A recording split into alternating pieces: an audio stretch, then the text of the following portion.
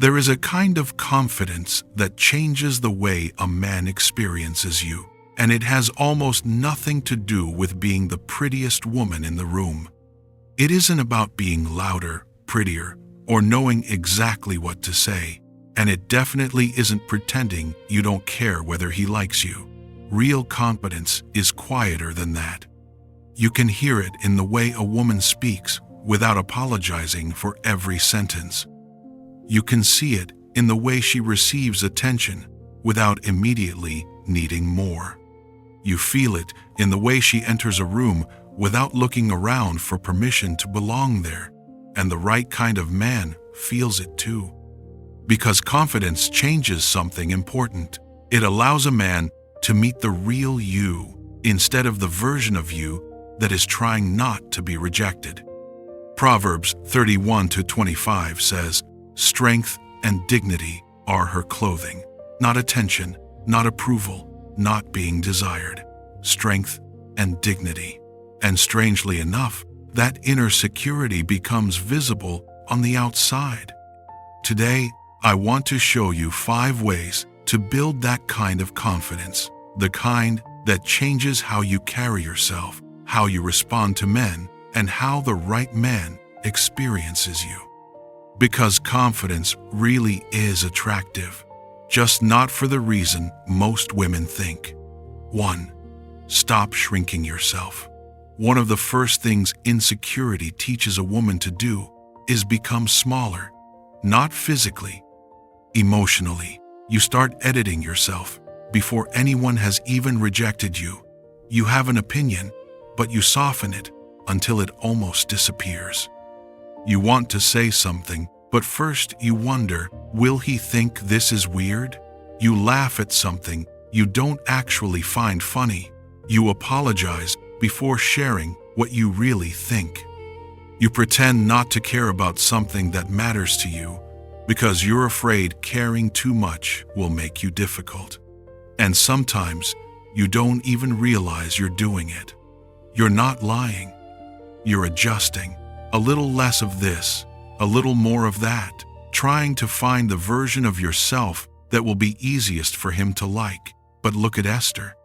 When Esther entered the king's presence in Esther chapter 5, rejection could have cost her far more than embarrassment. She had reason to be afraid, and she still entered with dignity. She didn't become loud. She didn't force the room to notice her. She simply refused to disappear inside it. That's confidence. Confidence isn't believing everyone will approve of you. It's knowing you don't have to become smaller just because someone might not. And that matters in attraction more than many women realize. Because if you're constantly editing yourself around a man, even if he likes you, eventually you have to ask, does he like me? Or does he like the version of me I created so he wouldn't leave? The right man needs to meet the real you before he can choose you. Your humor, your convictions, your warmth, your intelligence, your interests, your tenderness, your strength. He cannot recognize what you keep hiding. So the next time you're talking to someone you like, notice the moment you feel the urge to shrink. Notice the unnecessary apology. Notice when you want to change your answer because his face changed. Notice when you want to pretend you don't care and instead stay. Stay in yourself. You don't need to dominate the conversation. You don't need to prove anything. Just stop disappearing from it. You do not become more attractive by becoming smaller. The right man needs enough of the real you to actually see you, too. Stop watching yourself through his eyes. Have you ever been talking to a man you really like and realized you're barely listening because you're too busy monitoring yourself? Am I talking too much? Was that stupid? Do I look nervous? Should I smile more? Why did I say that? Does he think I'm attractive? You're sitting across from him, but mentally, you're standing across the room watching yourself perform, and real connection is almost impossible when you're doing that.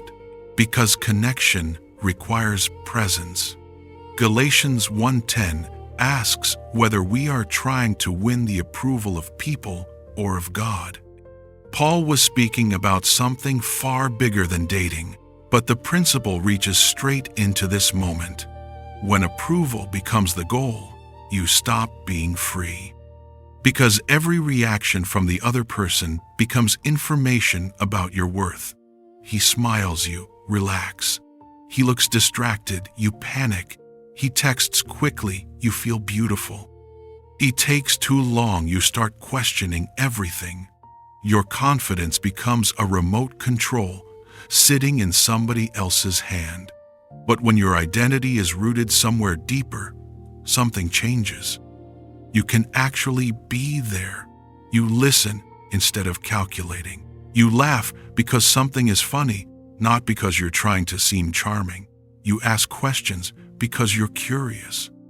You let 2 seconds of silence exist without believing you've ruined everything. And that kind of presence is attractive. People feel when you're really with them. They also feel when you're trying desperately to create an impression. Here's the irony. The more intensely you try to control how he sees you, the less he gets to actually see you. The moment you stop watching yourself through his eyes, he finally gets to see you through his own. That is confidence. It doesn't mean you never get nervous. You can have butterflies and still be confident. You can care what he thinks and still be confident. You can really want something to work and still be confident. Confidence isn't the absence of insecurity. It's refusing to let insecurity run the conversation. 2 Timothy 1-7 reminds us that what God gives produces power, love, and self-control, not a life governed by fear. Fear may speak. It just doesn't get to drive. Your nerves can sit in the passenger seat. They don't get the steering wheel. 3. Learn to show interest without chasing. This is where many women get confused. They think confidence means acting like they don't care, so they become cold. They wait 3 hours to answer because he waited 2. They refuse to initiate anything because someone told them a confident woman never shows interest. They create distance and call it mystery. But that's not confidence. That's still fear. It's just fear wearing better clothes. A confident woman can be warm. She can smile. She can flirt. She can answer the message. She can say, "I enjoyed tonight." She can let a man know she enjoys being around him. Confidence doesn't require pretending you have no feelings. The difference is that she doesn't feel responsible for controlling what happens next. Look at Ruth. Ruth did not simply sit back and do nothing. In Ruth chapter 3, she took a courageous step and then gave Boaz room to respond with action of his own. She did not carry both sides of the relationship. That's the balance. You can show interest without making sure he stays interested. You can open a door without pulling him through it. You can be receptive without trying to secure the outcome. And men feel the difference. Warmth invites him closer. Desperation makes every moment carry pressure. An insecure woman often feels that if she stops pushing, everything will stop. So she keeps the conversation alive. She creates reasons to see him. She fills every silence. She gives another chance, and another. Not always because he's earned them, but because silence feels dangerous. Confidence says, if this connection is real, I don't have to manufacture every movement inside it. That's powerful. And it's feminine without being passive. Open without being desperate. Warm without being easy to manipulate. Confidence doesn't make you cold. It makes you comfortable enough to be warm without needing warmth back immediately to prove you're valuable. 4. Your standards have to survive chemistry. This may be the real test. Because it's easy to have standards when nobody has your attention. It's easy to say, I would never accept inconsistency. I would never chase a man. I would never tolerate disrespect. Then, someone walks into your life and you actually like him. Now things get interesting. He disappears for 3 days. He's probably just busy. He refuses to define what he's doing. He's been hurt before. He communicates badly. He just needs time.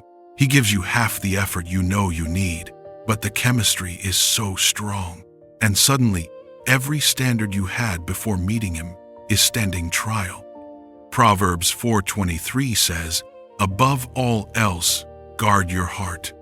Guarding your heart does not mean building a wall around it so nobody can enter.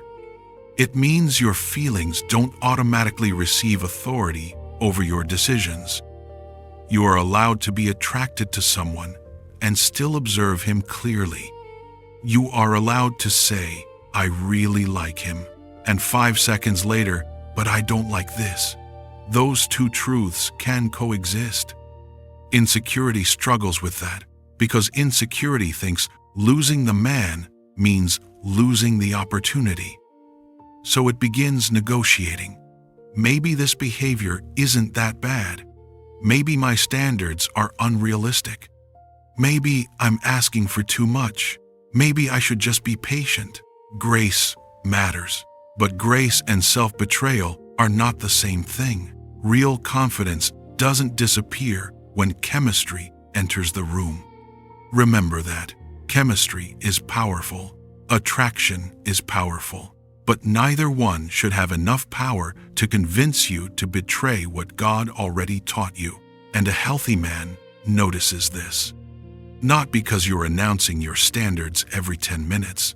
Not because you're threatening to leave. Not because you're trying to prove how high value you are. He notices because your behavior is coherent. What you say matters to you actually matters to you. What you say you won't accept does not suddenly become acceptable because you're afraid to lose him. Standards communicate self-respect without you ever having to announce, I respect myself. And confidence is often visible in what a woman calmly refuses to negotiate. 5. Build a peace that doesn't depend on his reaction. This may be the confidence a man notices most. Peace. Not perfection, peace. There is a difference between a woman who wants love and a woman who needs love to prove something about herself. Both may desire marriage. Both may pray for partnership. Both may feel lonely sometimes. But one wants a man to add something beautiful to her life. The other needs him to answer questions she still carries about herself. Am I beautiful enough? Am I lovable? Am I finally chosen? Do I matter? And a man feels when every interaction with him is secretly becoming a test of your worth. He also feels the difference when a woman can enjoy his attention without needing it to hold herself together. Psalm 139 says, You were fearfully and wonderfully made before the date, before the text, before he noticed you.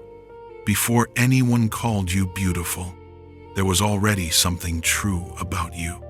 And the more deeply that truth settles, the calmer you become around attraction. He takes a little longer to answer, and you don't immediately assume you did something wrong. Another beautiful woman walks into the room, and you don't suddenly feel compelled to compete.